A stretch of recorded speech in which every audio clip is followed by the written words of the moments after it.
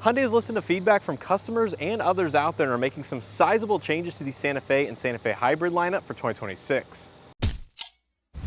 So unfortunately, pricing is not available as of me posting this video, but make sure you guys stay tuned to the description as well as all of the future content I will be posting on the upcoming 2026 Santa Fe and Santa Fe hybrid, as I will be including that as that information becomes available. But in today's video, I want to run through all of the trim level and packaging changes for the upcoming 2026 model year for both the gas as well as the hybrid versions of this vehicle, as there are some sizable changes, like I said, particularly when it comes to the 2.5 liter turbo engine. And that's exactly the area I want to start off here in today's video, is with that dual clutch transmission. So for 2026, Hyundai is actually ditching the 8-speed wet dual clutch transmission and replacing it with an 8-speed torque converted automatic in the 2.5 liter turbo equipped Santa Fe's. Now I think overall this will make most people out there that have either driven the 8-speed wet dual clutch, thought about it but shied away from the vehicle for that particular reason, very happy. And I think ultimately this will be a net positive to the Hyundai brand and this vehicle in general, bringing back prospective buyers that might have, shied away for that exact reason back into the Santa Fe lineup. Now, when it comes to the hybrid side of things, that one is going to be totally unchanged in terms of its drivetrain, using the same 1.6 liter turbo, 6-speed automatic transmission, both front wheel drive, all wheel drive. All of that will be a carryover for 2026, but there are going to be some other changes outside of the powertrain, including the discontinuation of terracotta orange. So yes, that's right, the terracotta orange exterior is the sole color being discontinued for the upcoming 2026 model year. Now in terms of interior color availability, the forest green and beige two-tone on the calligraphy trims is no longer going to be offered, but is being replaced by a new brown Napa leather interior, very similar in color and tone to that of the one that's currently found on the limited trim. So if you want a calligraphy with that brown interior, that will be replacing the forest green and beige interior option on the fully loaded calligraphy. I think overall that should make some very good color combinations that were previously on the limited, or limited to the limited, if that makes sense, available also on the fully loaded calligraphy. Now moving on trim by trim, telling you all the features and options that are going to be either added or subtracted from each trim level. Starting out with the entry level SC, the only change here that I was able to find is the 8-speed torque converted automatic paired to the 2.5 liter turbo is of course going to be standard. No additional features are being added, but nothing is being removed as well, which is always great to see.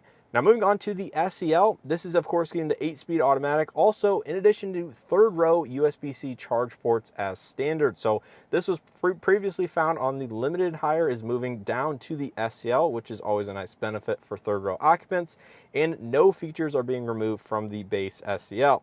Moving on to the XRT, this is getting the 8-speed automatic, dual wireless charging pads here in the center console, third row USB-C charge ports, as well as a new terrain all-wheel drive management mode, which will give you some additional software and all-wheel drive management for some additional capability off-road, in addition to those mechanical or hardware changes that Hyundai has already made to the XRT. So that is going to be an XRT exclusive feature, just like that of the Santa Cruz XRT and of course the upcoming Palisade XRT Pro. So pretty cool to see all that, and no features are being removed from the XRT also.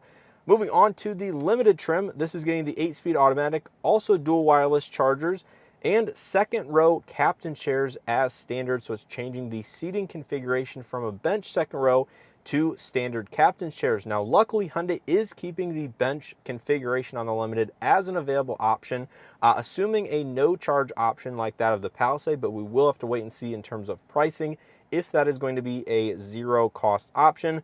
But I think that's what a lot of people out there wanted, a limited trim with the captain's chairs for the last two model years, but unfortunately that was a calligraphy exclusive item, but Hyundai is moving that down to the limited, but keeping the option for a bench if you still want that 7-passenger configuration.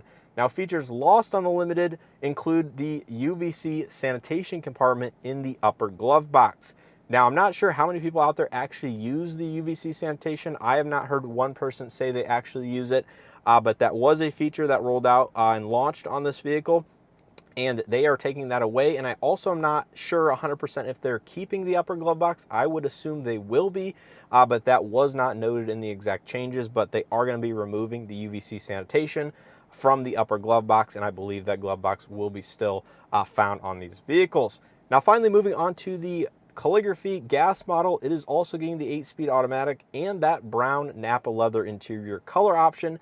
Those are the two features being added, and in terms of features lost, this one gets the most features removed, including that UVC sanitation compartment. It gets the wrapped seat back pocket, which is found on the backs of the seats. That is going to an unwrapped material, so likely from soft touch to more of a hard touch plastic. And like I said, the forest green and beige two-tone interior is being discontinued, replaced with that brown option.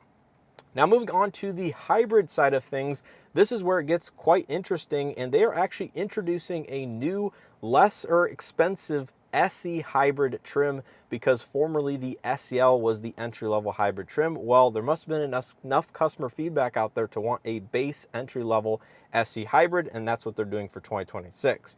Now this is equipped identically to that of the gas SE, except it does get a few additional items as standard, including the dual touch segment LCD display for some of the climate controls here on the actual center console. So that's a slight upgrade, and it also gets the AC Micron air filtering system, also found on the SEL gas and higher, as standard equipment on the entry-level hybrid. So those are the two things that I was able to find, in addition to all of the standard equipment, that are going to be different from the gas side of things.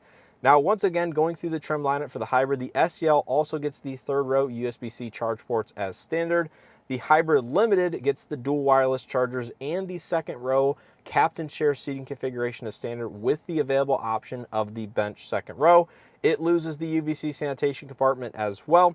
And then finally moving on to the hybrid calligraphy, brown Napa leather interior, also available on the hybrid. It loses the UVC sanitation. It loses the passenger relaxation seat function, which the vehicle I'm currently sitting in has on this calligraphy. So if you use that passenger relaxation seat with the leg rest and the tilt functionality for the relaxation, unfortunately that is being discontinued from the hybrid calligraphy. That actually differed from the gas calligraphy for the last 2 years, where the gas didn't have that and the hybrid did. Well, now they're going to be equal, and neither of them have that. And it is also getting the changes of an wrapped seat back pocket going unwrapped, and the forest green and beige Napa interior also being discontinued and replaced with that brown interior. So that is basically going to be it for the 2026 model year changes coming to the Hyundai Santa Fe. Like I said, that 8-speed automatic transmission coming to the 2.5-liter turbo engine is going to be a massive change, and one that I think is only going to be a net positive. I'm actually glad they took this kind of, not proactive approach, but listening to customer feedback based on the transmission. It's not been problem free. It's had some issues rolling out, and I think overall, I think this will set the record straight and give the vehicle a much more traditional driving experience, instead of one around a dual clutch, which does drive differently, and you may have to modify your driving habits just a little bit to make the vehicle drive as you would have wished. But other than that, like I said, we don't have pricing quite yet. I will link that down in the description or in future content here on the channel. So make sure you guys hit that subscribe button, hit that like button if you guys enjoyed this video and or found something helpful. Get the terracotta orange if you actually like this exterior and want to purchase a new Santa Fe. But unfortunately, you won't be able to have a terracotta orange with the 8-speed torque converted automatic. So those two things will not be possible to get. But all of the other color configurations and color availability on the colors is staying identical. So nothing new to report there. Of course, Atlantis Blue came out for the 2025 models. Still will be moving forward for 2026. So let me know what you guys think of these changes down in the comment section below. As always, I appreciate continued support. Make sure you guys check out my other 2026 model year changes across the Hyundai lineup and other manufacturers as well. And with all that being said, I hope to see you guys in the next one.